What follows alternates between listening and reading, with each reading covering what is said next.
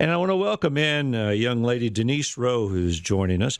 Denise has been a Good morning. Good morning to you. How are you doing? Good morning. I'm well. How are you? Good. Denise is a volunteer Great. for the Dream Connection and on their board now, I understand. Is that correct? Yes. Yes, I am. All right. Denise, are you live here in East Tennessee area for a long time? Are you born and raised? Yes. Born and raised. Yeah, born and raised. I actually live just a couple miles from the house I grew up in. Wow. Okay. Well, it's a great place to live. It really is. It is. I've lived here most of my life as well. I wanted to have the Dream Connection on with us today to find out more of what they do. The Dream Connection, is it of East Tennessee, or what's the correct title? Yes, we serve sick children here in East Tennessee. So, 16 counties, if I'm not mistaken. Yes. All right, Denise. Let's go ahead and talk about how you became involved with the Dream Connection. Sure. So in 2014, December of 2014, my son Ethan, who was 11 at the time, was diagnosed with Ewing sarcoma. It's a very aggressive form of childhood cancer. And in October of the following year, 2015, the Dream Connection approached me and asked me if they could do a dream for my son. And of course he said yes. And he had a very unique dream.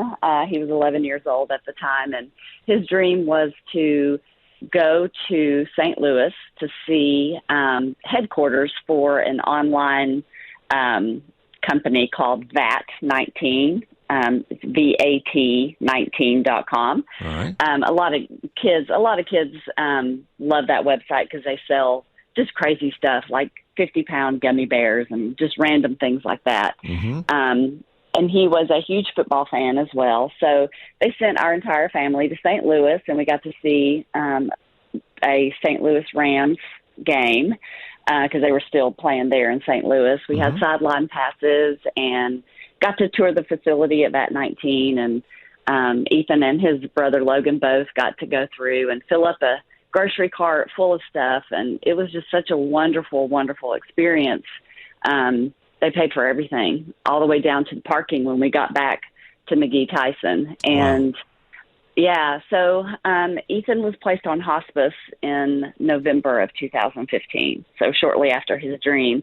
And one of the things that there were a few things that he and I talked about things I could do to carry on his name. And that was one of those things. He wanted me to volunteer with the Dream Connection and make other dreams come true for other kids.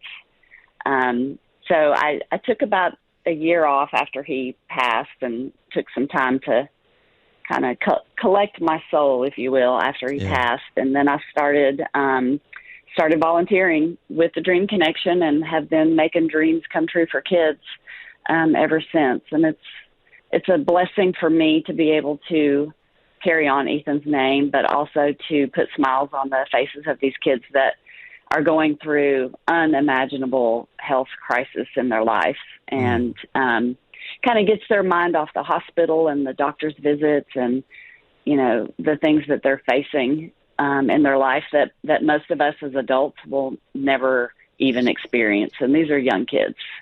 Denise Rowe with the Dream Connection.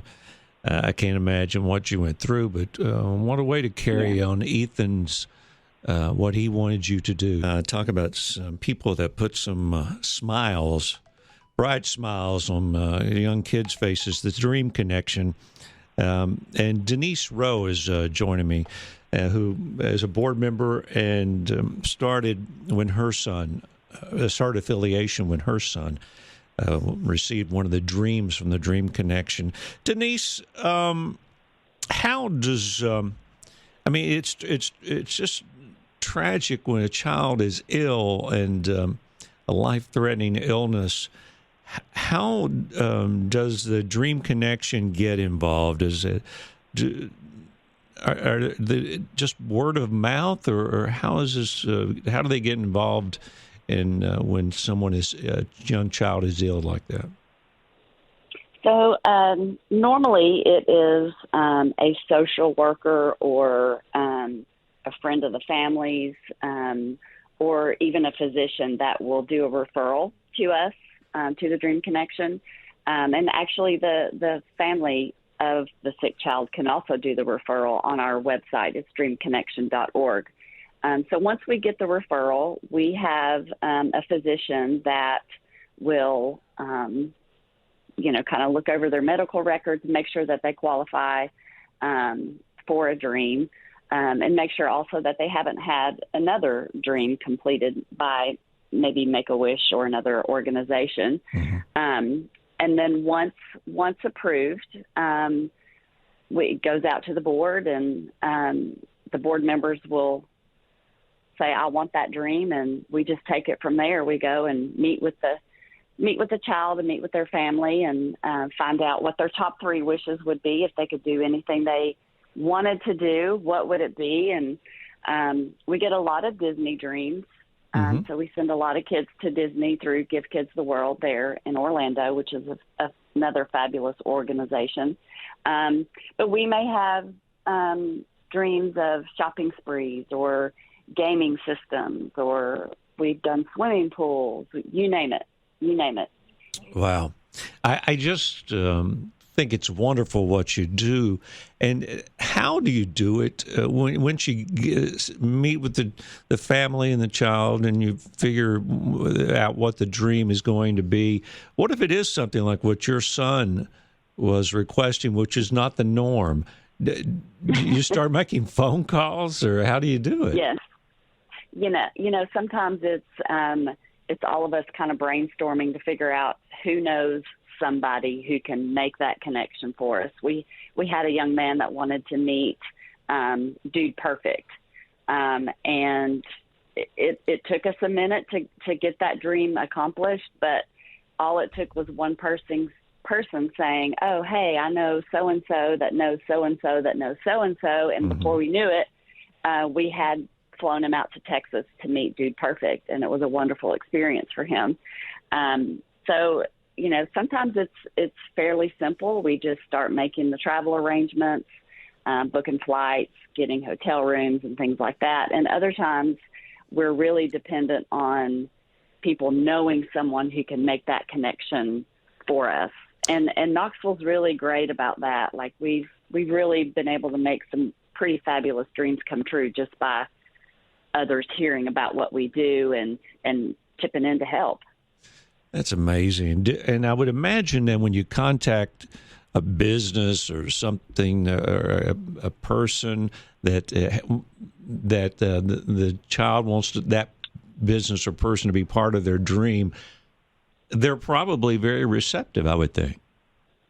Always. Yes, always. And sometimes it takes us a minute to get to the right person within that establishment to see how they can help, but they are always willing to do what they can. Like for Ethan's dream, that 19, they chipped in, 2 shopping carts full of stuff for Ethan and Logan and shipped it all home to us. And wow. Because they were excited, they had never had anyone approach them about doing anything like that. So they were excited to participate. And people in general, like you said, when it's a sick child and just kind of knowing what they're going through, they want to help. They want to help in some way. How can somebody listening right now to us talk say, I don't know what I'm going to do, but I want to help? How can they be part of that? A couple different ways. So we depend on donations to keep our organization going and to keep these dreams going for these kids. So if they'd like to make a donation to our organization, if they'll go to dreamconnection.org, there's a donate button there. We make it super simple for them to donate through online there. But also we need volunteers. We need people who have a heart maybe for sick children or children in general that want to serve somehow in their community. Maybe they're not sure how they want to volunteer, but our board has room to grow and we could use the help. So, if you want to reach out again through the website and email us directly if you're interested in maybe becoming a board member or even an advisory board member where you help with the dreams. We need all the help we can get. So what's the local website for the local Dream Connection? Well, we are local, so that is our website. We are all here in Knoxville. So if you go to the dreamconnection.org, that is locally here. So we run that here.